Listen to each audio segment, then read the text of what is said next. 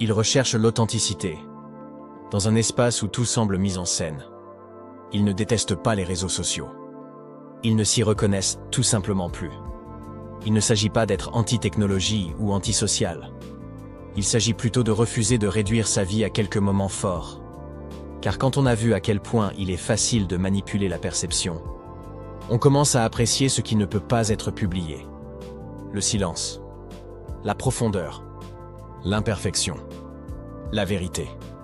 Pour certains, la décision de ne pas publier vient après une sorte d'épuisement émotionnel.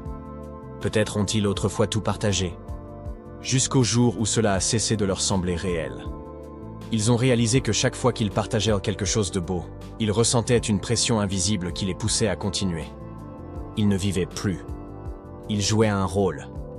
Alors ils ont arrêté. Alors ils ont démissionné, discrètement, sans faire d'annonce. Juste une lente disparition du flux.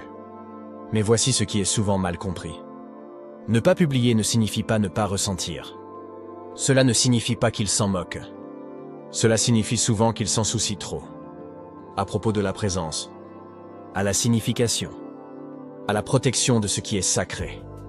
Il existe un concept en psychologie appelé appropriation psychologique. C'est le sentiment que quelque chose vous appartient profondément. Une pensée, un souvenir, une expérience.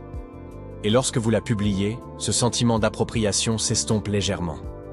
Ce moment devient alors une propriété partagée, ouvert au jugement, à des interprétations erronées, même à la moquerie.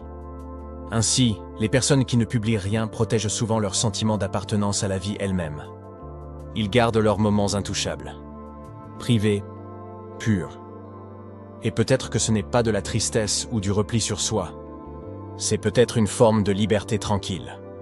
Réfléchissez-y. À quand remonte la dernière fois où vous avez fait quelque chose d'important sans ressentir le besoin de le partager? À quand remonte la dernière fois où vous avez ri, pleuré ou accompli quelque chose sans penser immédiatement à le publier en ligne? Ce réflexe, ce besoin de montrer, n'est pas naturel. Il est conditionné. Il est le résultat d'une décennie de likes, de partages et de boucles de dopamine qui ont conditionné notre cerveau à assimiler la validation à la valeur. Et quand quelqu'un sort de ce système,